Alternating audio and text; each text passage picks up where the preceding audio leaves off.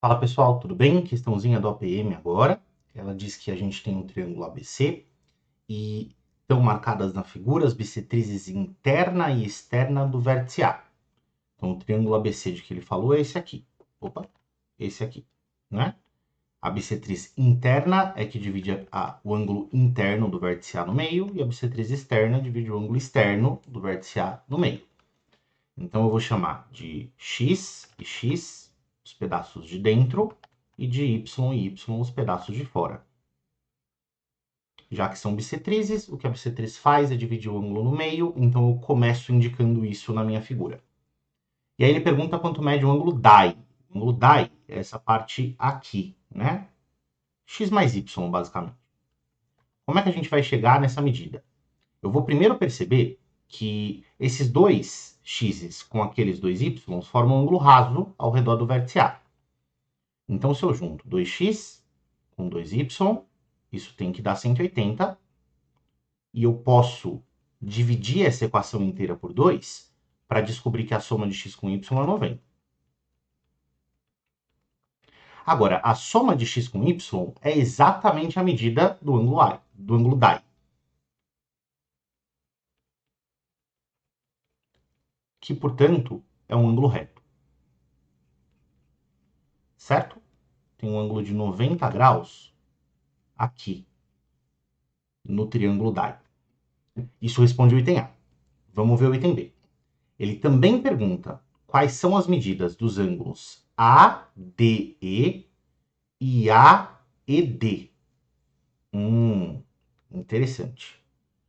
Para a gente conseguir responder o item B, a gente tem que voltar no enunciado e ler a parte que a gente pulou, né?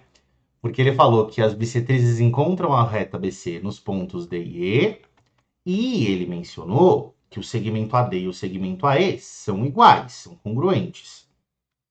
Isso significa que esse cara tem a mesma medida que esse cara e que, portanto, o ângulo AD, né, que é onde fica o ângulo AD e o ângulo AED, que o item B pede pra gente, esse triângulo é isósceles. E sendo um triângulo retângulo e isósceles, vamos lembrar, a soma dos ângulos do triângulo é 180 graus, 90 graus, a metade está ocupada pelo ângulo reto, sobra 90 para os outros dois. Como o triângulo é isósceles, esses 90 graus que sobram vão ficar divididos igualmente entre os ângulos D e E, o que significa que cada um deles mede 45 graus.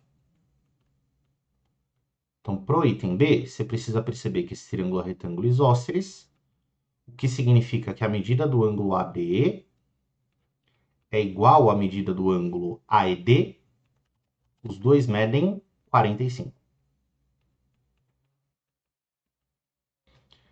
Certo?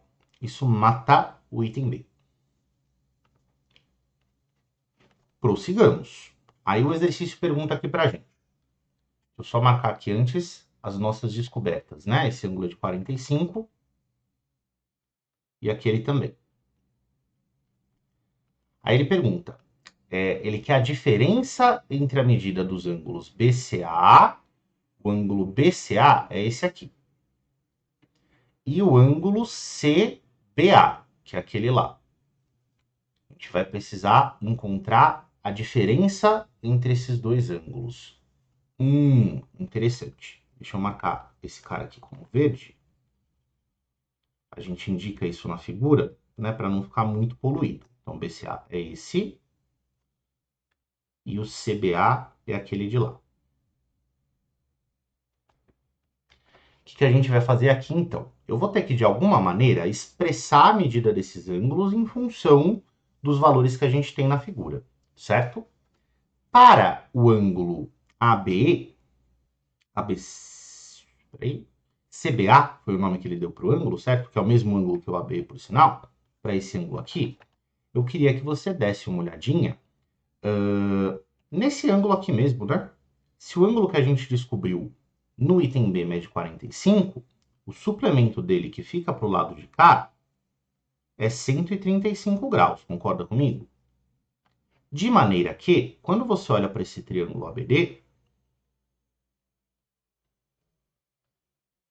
deixa eu escrever ele aqui solto para ficar mais fácil de enxergar. Eu tenho um ângulo B, cujo valor eu estou procurando. Eu sei que esse ângulo aqui de cima eu marquei como X. Eu sei que o ângulo B, D, é 135. E eu estou procurando a medida desse cara de cá.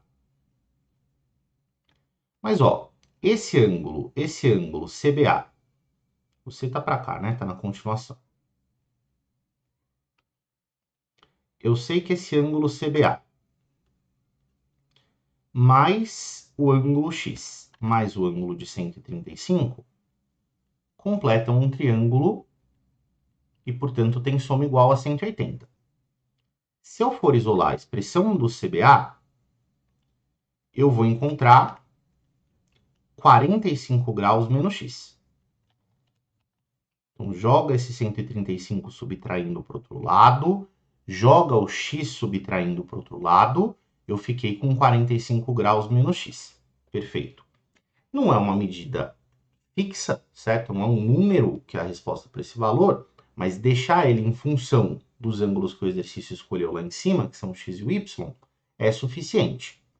Porque agora, se eu conseguir expressar a medida desse ângulo C, certo? Também em função de X, talvez quando eu subtrair, que é o que o exercício está me pedindo, esse X desapareça. Lembra que a gente está naquela seção da lista de situações inespecíficas em que não dá para você descobrir a medida numérica dos dados do exercício, né? Esses ângulos que aparecem aí, pô, não vai rolar você encontrar um número para eles. Faltam dados para que você consiga sair do lugar. E aí eu quero que você olhe agora para esse triângulo que é o triângulo ADC. Então, primeiro eu olhei para esse, agora eu estou olhando para esse triângulo do meio. O que eu tenho de interessante aqui? Tem um ângulo X ali em cima.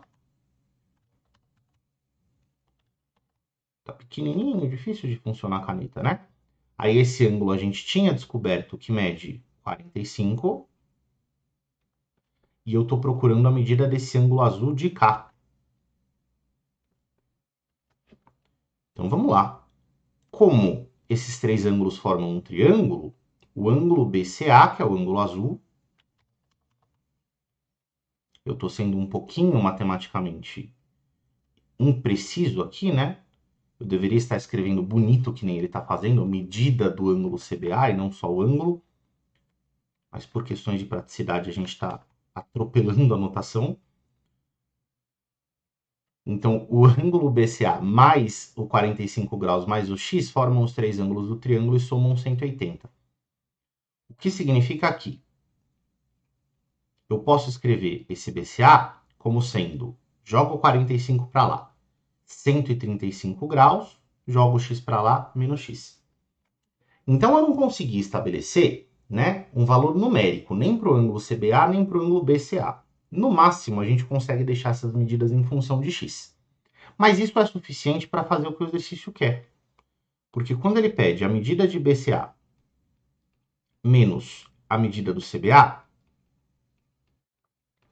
o que eu vou ter que fazer agora é pegar BCA, que é 135 menos X, e tirar o CBA, que é 45 menos X.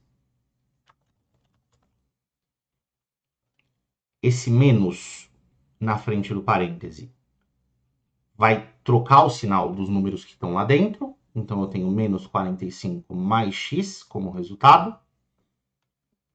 E, de fato, como a gente suspeitava que ia acontecer, esse x corta. Tudo bem? 135 menos 45 graus dá 90 graus, que é a resposta do exercício.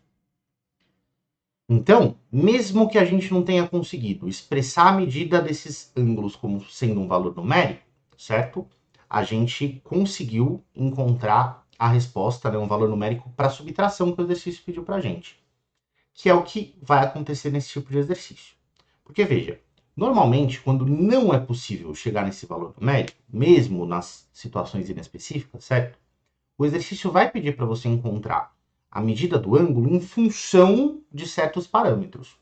Se ele não pediu para você encontrar aquela resposta em função de nada, você já pode ligar a sua suspeita de que dá para a gente chegar num valor numérico para aquela resposta, tá bom? Espero que você tenha entendido. Até a próxima.